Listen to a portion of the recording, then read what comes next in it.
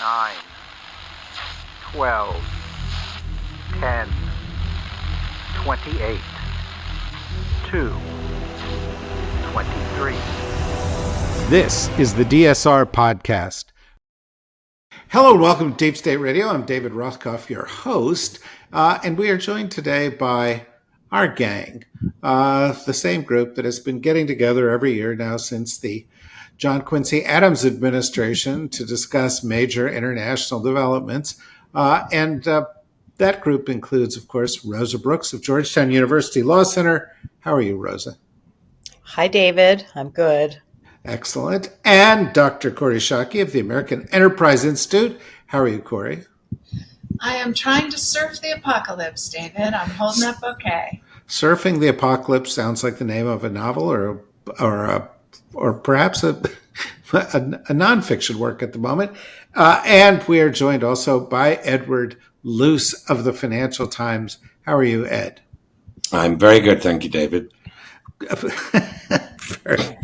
Very clipped and professional. All right, let's just take a little tour around the horizon here because there are a number of international and national security related stories that I think we ought to cover.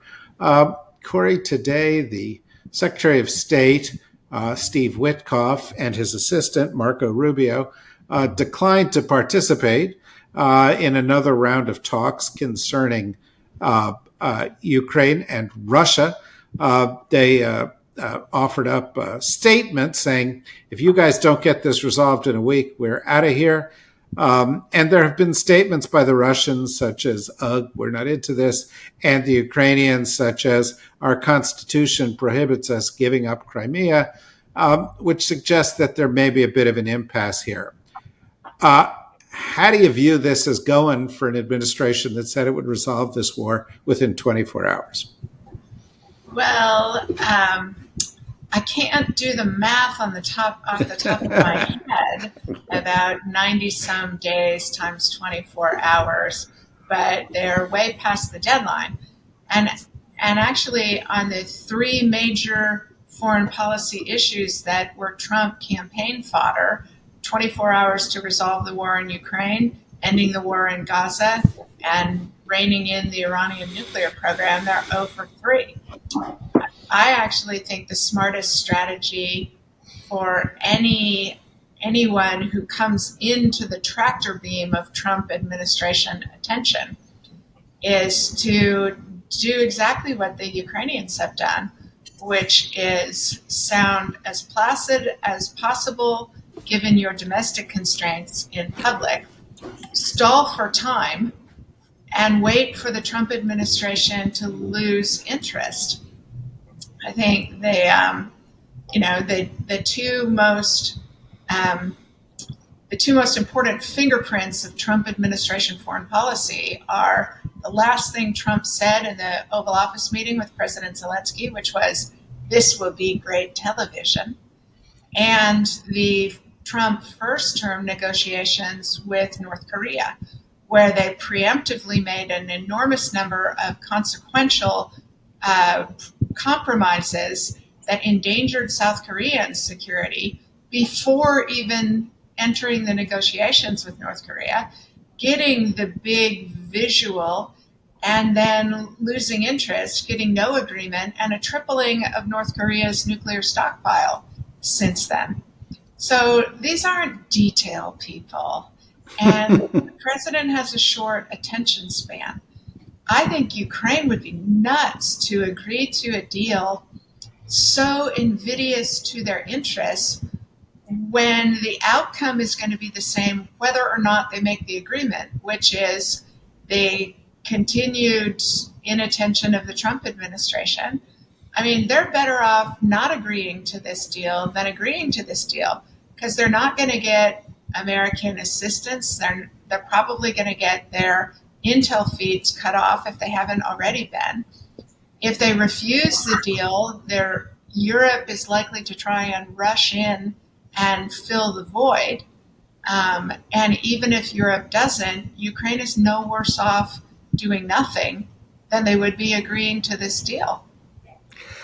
Yeah, I'm sure Russia thinks probably they're no worse off because the United States is going to be giving less to Ukraine and putting more pressure on them than they are used to getting. So, Ukraine will probably be in a slightly worse off or a dramatically And I'm worse off. sorry, one other thing. Even if the U.S. unilaterally lifts sanctions on Russia, I don't think European states will do so.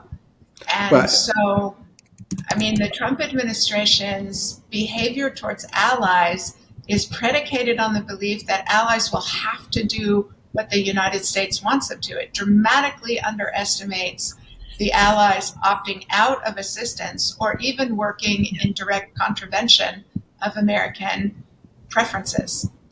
yeah, and Kori makes, as usual, great points here.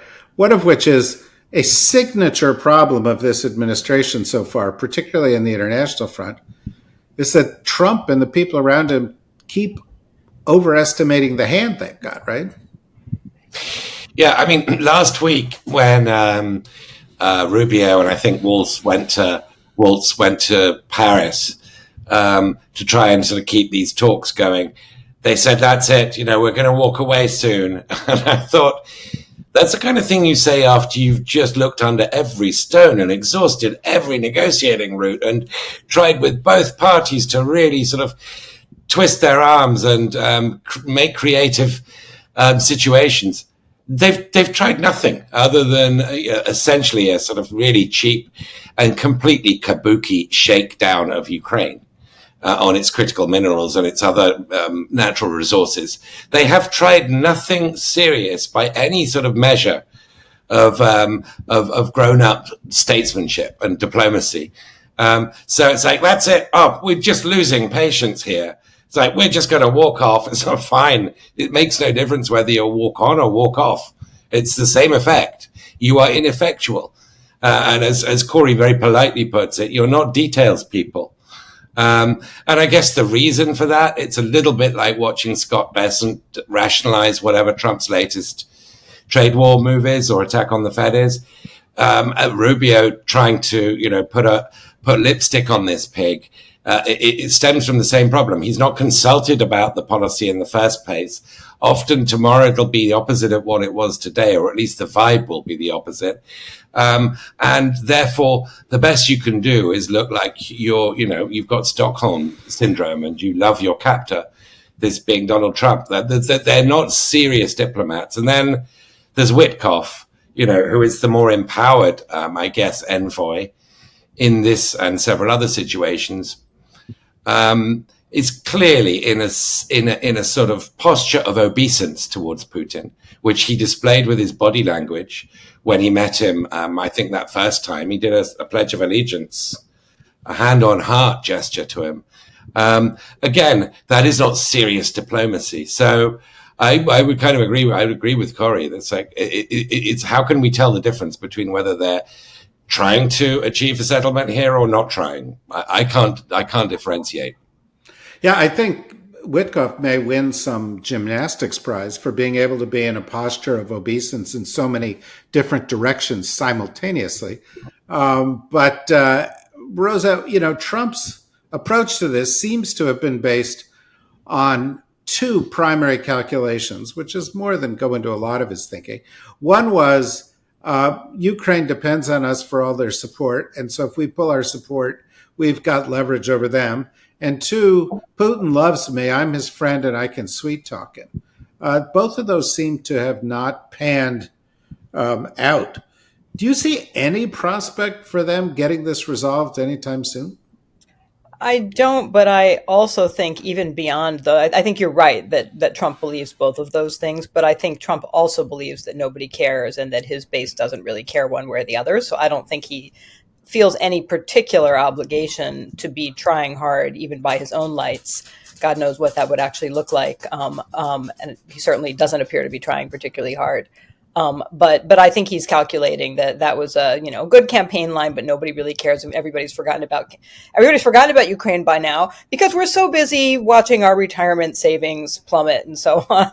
Frankly, and he's probably right about that. Frankly, that Ukraine has been knocked off the top of the news. It hasn't been at the top of the news since the awful Zelensky White House meeting.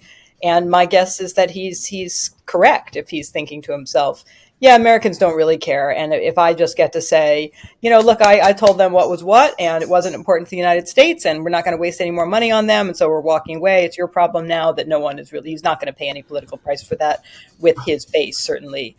I do think that, going back to a point that you made earlier,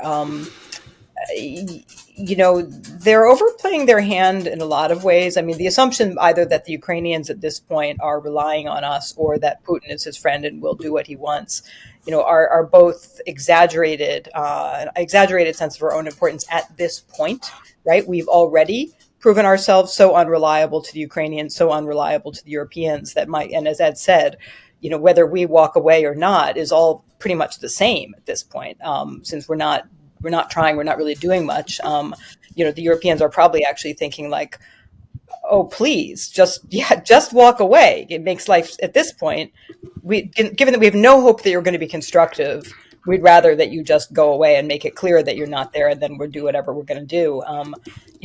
With Putin, I think Trump has always been delusional about the degree to which Putin has any actual respect for him or actual desire to please him.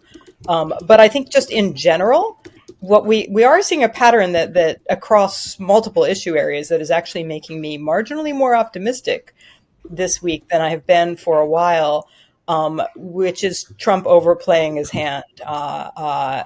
And we can talk about that a little bit more because I know we have lots of other things to talk about. But in fact, for the first time in quite a while, it gives me a little bit more hope that the backlash, both within the U.S. and outside the U.S., generated by recent Trump administration actions might turn into some sort of meaningful opposition. Yeah, well, let's talk about another one of those overplayed hands, and that is the desire to destroy the international trading system. The Trump administration introduced a bunch of tariffs, or intended to. The markets reacted, they backtracked. Then they introduced another really extreme bunch of tariffs. The market reacted, they backtracked a little. But they still put out a bunch of tariffs that are on average above the level of the tariffs that we saw from the Smoot-Hawley bill in 1930, which took the ordinary depression we were in and turned it into the Great Depression. So why did they do it? Well, they did it because they said, this will produce a lot of revenue for the U.S. This will make the world a lot fairer place because it's going to get rid of a whole lot of impediments to trade that exist. And this will bring manufacturing back to the United States in a big way. Well, the markets don't like it. Part of Trump's administration, including his Secretary of the Treasury and the head of DOGE, don't like it. And so Trump and his team seem to be backtracking. And so today they're like, well, there's dozens and dozens of countries coming to us and everything's going to be fine. And even with China, we're going to get a deal and it's all going to be great and it's going to happen soon. And don't worry about a thing. But A, they're not producing the revenue they thought they would. B, we know the revenue comes from Americans, not from foreigners, although they don't seem to understand that yet. C, it's certainly not going to happen in any way that drives manufacturing back to the United States. And D, the deals that are going to be struck aren't going to radically change the international trading situation. It seems like they overreached and now they're in a weak position because they've got to get some deals done or they're screwed. It's also undermined our standing with our allies and strengthened the hand of our rivals. It doesn't seem like it's super successful to me, but maybe, Kori, you have a different perspective and you think these detail-oriented guys in the White House are doing great on trade. So, David, I think your luridly optimistic take on the tariffs, as described, needs a little bit more tethering to planet Earth. So I apologize. To your description that none of the tariffs have yet been implemented, right? So the $14 trillion or whatever it is in lost value that has been the wild ride of markets response isn't it that actual costs have not even gone into effect because there's no implementing guidance, and so the lack of detailed people who can do the details means we haven't even seen the increases yet, and businesses did a bunch of stockpiling in anticipation of tariff announcements. So we're about to see a lot more consequences than just market swings that have already been incredibly costly and destructive to American trustworthiness, even to the United States dollar as a reservoir of safety in difficult economic times. The other thing I would add, I just saw a Pew poll that there's been a 28% drop in confidence in President Trump's ability to handle the economy. And to the extent you think that was significant in his election 6 months ago, it's going to be increasingly dire as actual consequences begin to be felt.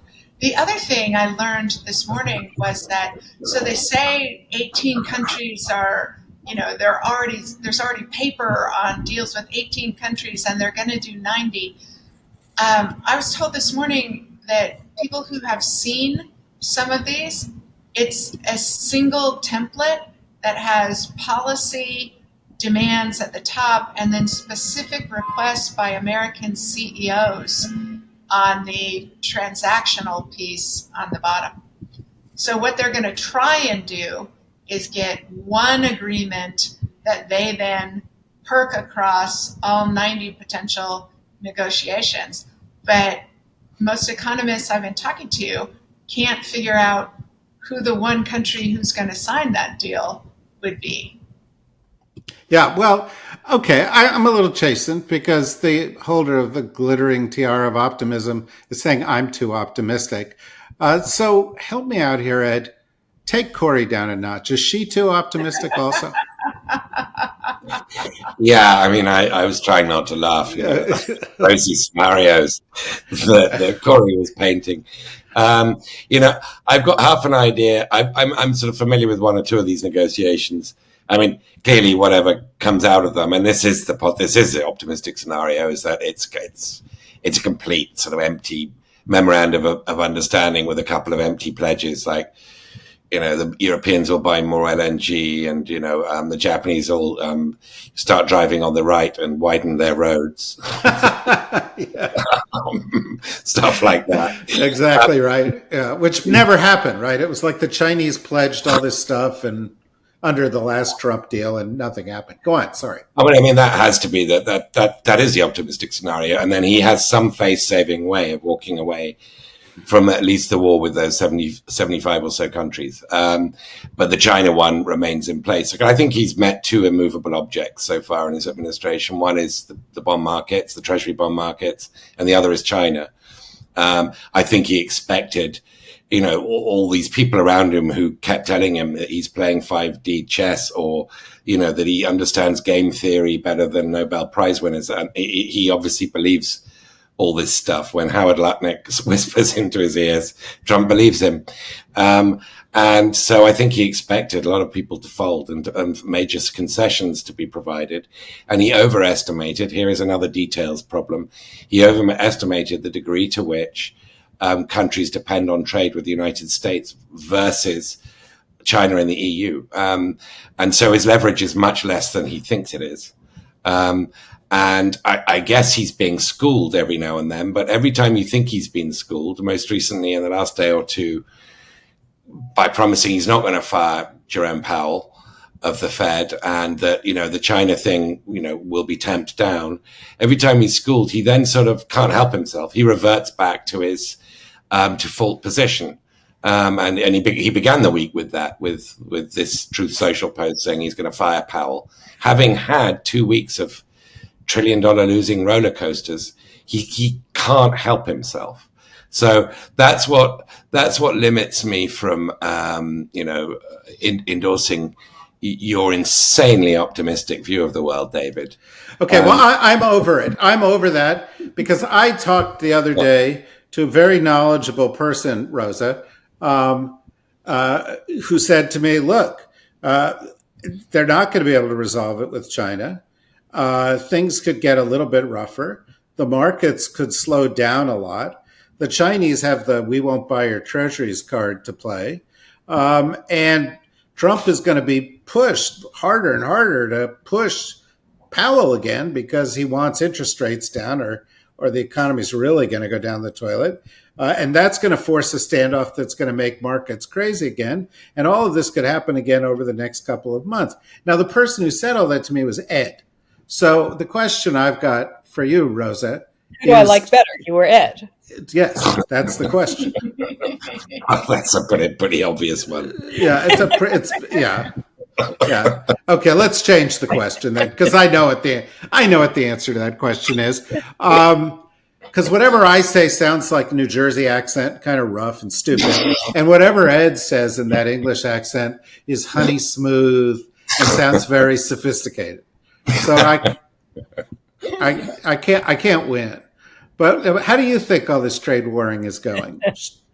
Well, I think that you and Ed are both right, David.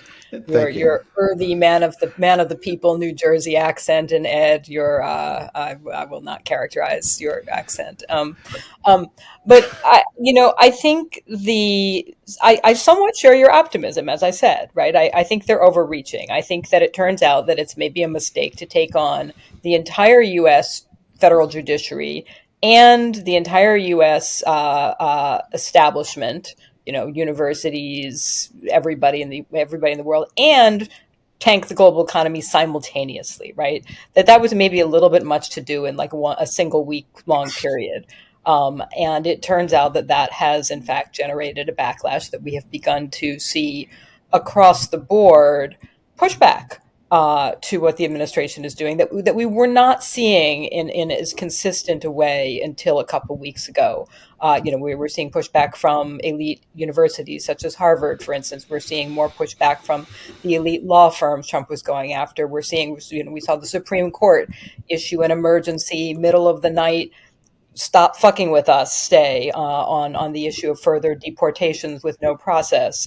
And as we've been discussing, we have seen just wild gyrations in an overall downward trending line, however, in the stock markets as a result of both the Trump tariffs and of the completely unhinged attacks on the chair of the Federal Reserve, using extremely mature insults like he's a loser, one of Trump's tried and true favorites.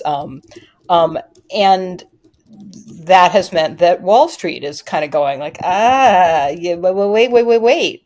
And of course, this affects, this is obviously something that has changed in the last 50 years in the United States, as we have shifted from a country in which people were more likely to actually have pension plans to a country in which anyone who has retirement savings, and that's still not as many Americans as it ought to be, is deeply invested in the stock market. And so the stock market collapses affect a much broader swathe of Americans, including those in Trump's base, than would have been the case back in the 1980s or even 20 years ago. So all of that, I think, is having an effect. It is meaning that there's pushback. It is making Trump nervous. It is making him angry. So to that extent, I agree with you, and that's why I feel a little bit more optimistic. Here's why I'm not, maybe, however, it's tempered by some of Ed's pessimism. You knew I had to temper. We knew that was coming. We were all sitting there going, whenever Rosa gets on a rant like this, there's always a whenever I say someplace. Things are looking up, I'm only going to come back in a few minutes later and explain why not really. The silver lining is, I think, a very, very small and slender little silver edge that we have here for at least two reasons, three reasons maybe. One, and this goes to something that Ed said, Trump is not a stable guy. He just is not. And so if he were a completely rational actor, he'd be going, oh, oops, went too far, time to dial it back, got to stop saying mean things about Powell, maybe these tariffs are a little bit too much too soon, a little bonkers, maybe I should sort of scale back and go at a more measured pace. He doesn't do that because he's not a stable guy, right? That he may for one day manage to shut his mouth about Powell, for instance, but tomorrow he'll be back again, right? Because that's just who he is. He can't stop himself. So number one, I think that any restraining effect on Trump is likely to be short-lived and somewhat erratic and perhaps illusory. Number two, I think that although we are seeing increasing dissatisfaction with Trump, and that's reflected just across the board, it's reflected in public polling, it's reflected in what we're hearing from elites, it's reflected in responses from other countries around the world, that the question is, how does that get operationalized in a way that makes a difference? And because Trump is so unstable, it's not clear that much of anything makes a difference except throw the bum out through the next elections, which aren't for some time, as we know. Even the midterms are still pretty far away. And one of the things that he and his faithful lackeys are going to try their darndest to do is make sure that those midterm elections will not be free and fair. I think that's a pretty safe bet. That's what they're going to be trying to undermine.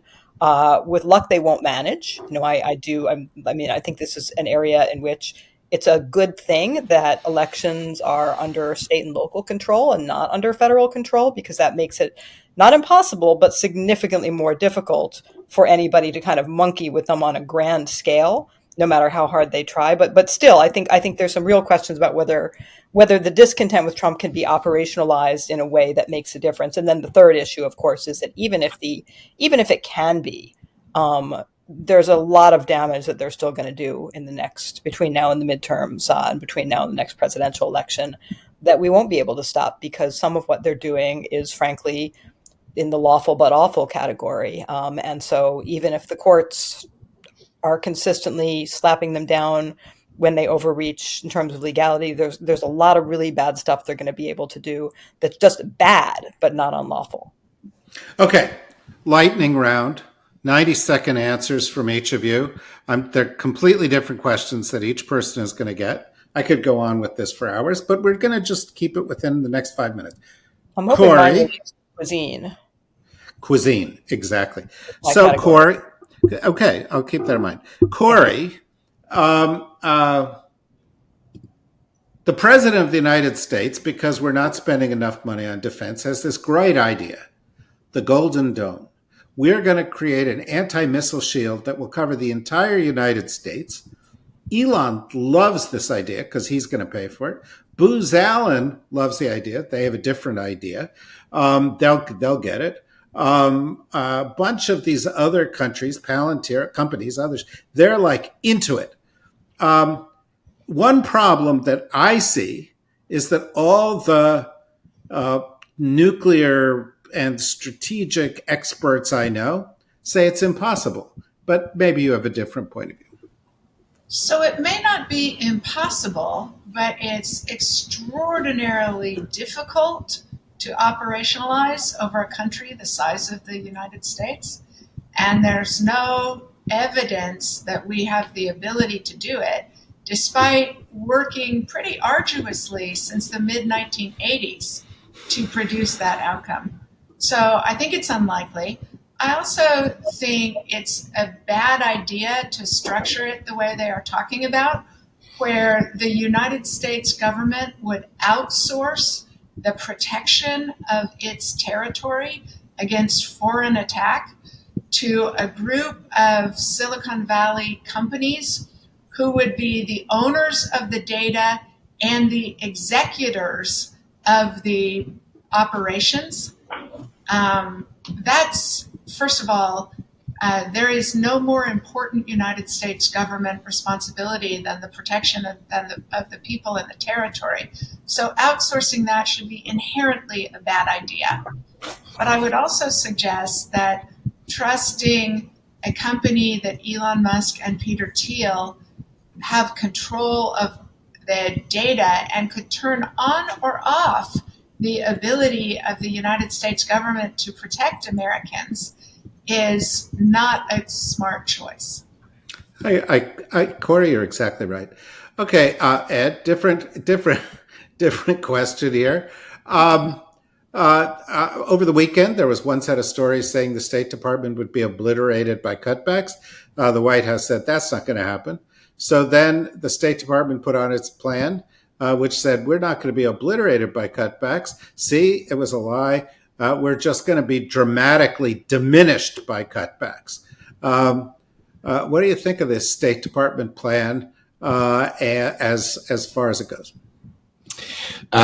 Look, I'm allowed to say that there are tons of things that need to be reformed, including USAID. Things can always be improved.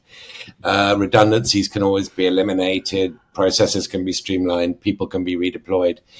And I'm not a politician, so I'm allowed to say that. It annoys me when Democrats say that because they are conceding that there's some validity to not just what's happening, but how it's happening. And really, the way that this is being done is disgraceful. I mean, it's designed, I think, to demoralize. What was the Russell Vought phrase that to strike? I'm not sure it was terror, but there was some phrase about the moral state he wanted to leave the federal bureaucracy, including the Foreign Service, in.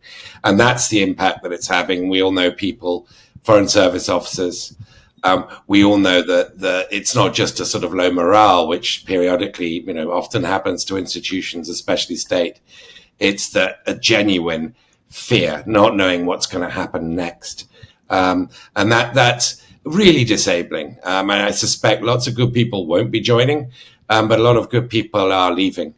And Rubio won't care. It won't care a whit, won't mind one bit. About that. That's kind of the purpose of this. It's to disable. It will leave whoever, takes over the State Department, which I hope is not Rick Grinnell. I hope it's a Secretary of State for a non-Trump presidency, with an enormous repair job to do with U.S. diplomacy, not just reestablishing embassies in sub-Saharan Africa and reprioritizing language training and the Foreign Service Institute and etc. But, putting values back into diplomacy, because that's the thing they're really going for. They're going against, the disinformation stuff, the human rights stuff, that those are the things they're closing first. Okay, good. Totally agree with that. So, Rosa, this is a slight variation on a question we regularly ask you because you're our crisis maven. And you're regularly telling us we're not in a crisis, like constitutional crisis. So let me ask you a slightly different question. The Secretary of Defense is a boob. He's fired his own staff. He's, handing out secret information via public channels on a regular basis. His own spokesperson quit in order to write an op-ed saying the State Department, the Defense Department's in chaos and dysfunction.